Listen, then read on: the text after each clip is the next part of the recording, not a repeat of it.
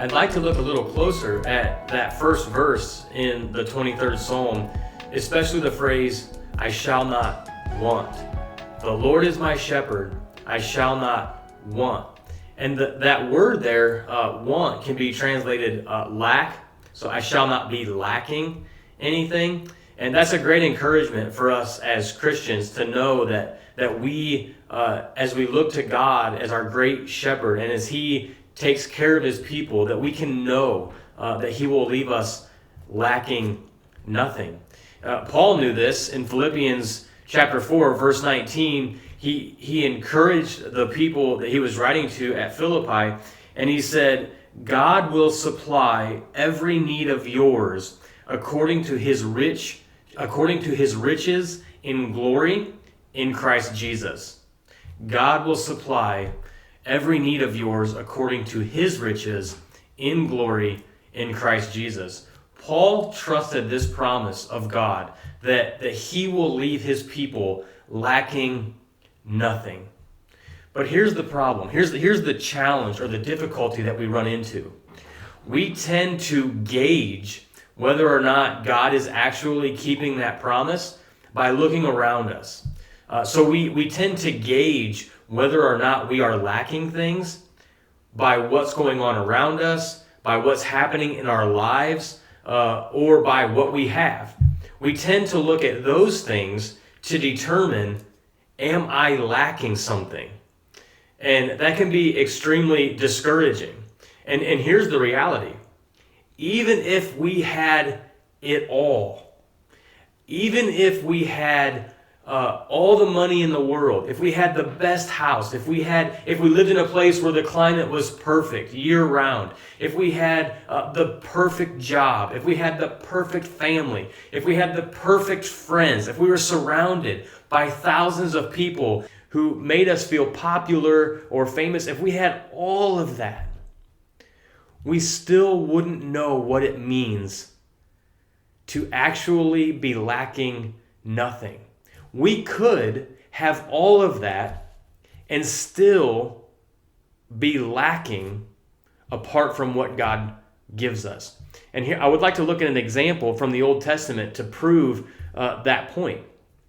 There was a man in Daniel chapter 5. We meet this man. His name is Belshazzar. And he's called a king, but he's not actually a king. He's sitting in for the king of Babylon while the king is away at war. And so Belshazzar is overseeing the city of Babylon at this time. And the city is surrounded by the Persian army. The city is surrounded by the Persian army, and the Persian army is closing in. However, Belshazzar is a very arrogant, prideful, and careless man. He is comfortable where he is within the city of Babylon, and here's why. He looks around him and he sees that they have very, very thick, solid walls around the city. He looks around and he sees that they have food that will last them for years. He sees that he's surrounded by people. He's surrounded by people that are willing to follow him, willing to encourage him, his friends, his followers. He looks around and they have wine. He looks around and they have all of their gods, their false gods. He sees all of this. And instead of being concerned, in an act of false comfort, in an act of false security, he thinks that he lacks nothing. So he calls for a huge party. 1,000 people he invites to this party. And the whole point is to help the other people see that they have no reason to worry, to boost their morale in the midst of being surrounded by the Persian army. And in the midst of this party, a hand appears out of nowhere, and it writes on the wall. It writes 4 words, Mene, Mene, Tekel, Parsin. It writes these words on the wall. And Belshazzar doesn't know what it means. So he calls in his wise men, he calls in the people that he relies on to help him with these things, and they can't interpret it. And eventually someone reminds him of a man named Daniel who has interpreted dreams and visions in the past. And so he calls Daniel and he says, can you tell me what this means? And so Daniel interprets it. And basically the interpretation is, you have been weighed on the scales, or you have been weighed in the balances, and you have been found wanting. You have been found lacking.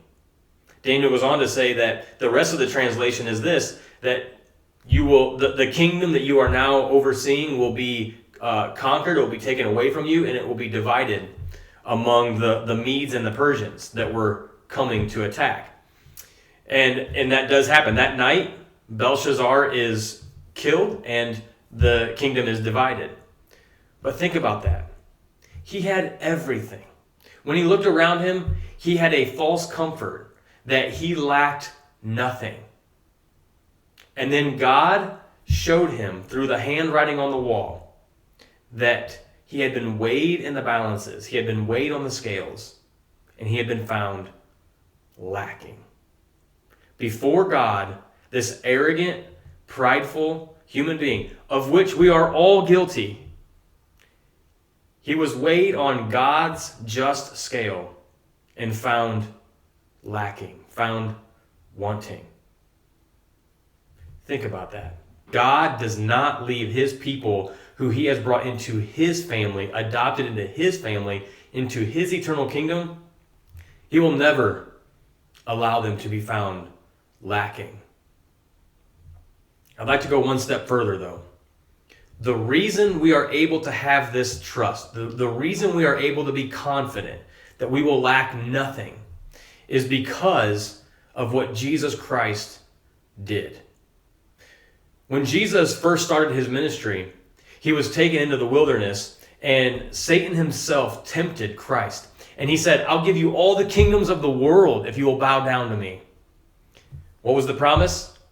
Satan's promise / lie to Jesus was, if you bow down to me, you will lack nothing.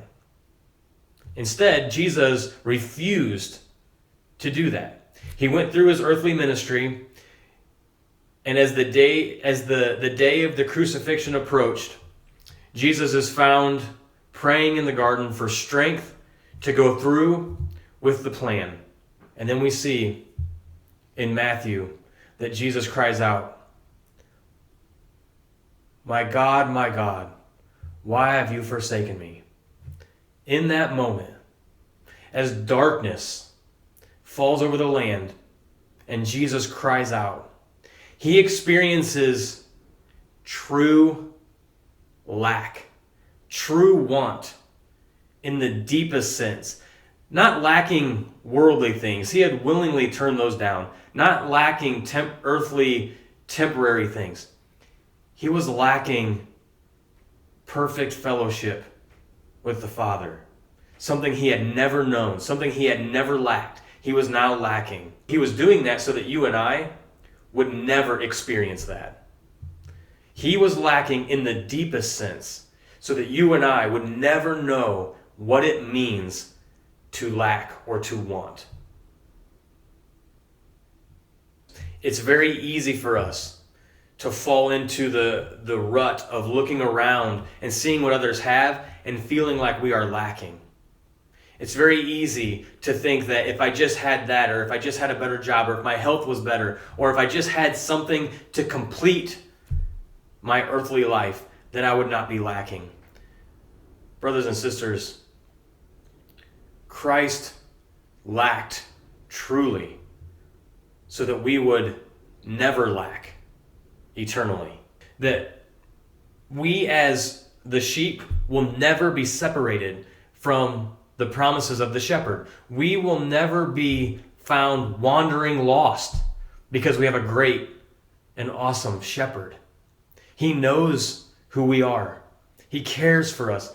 He cares for us in the deepest sense. He cares for us in a very specific and particular sense.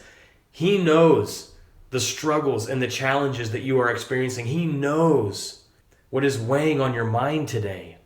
He knows the difficulties that you're struggling through. He knows why you're anxious today.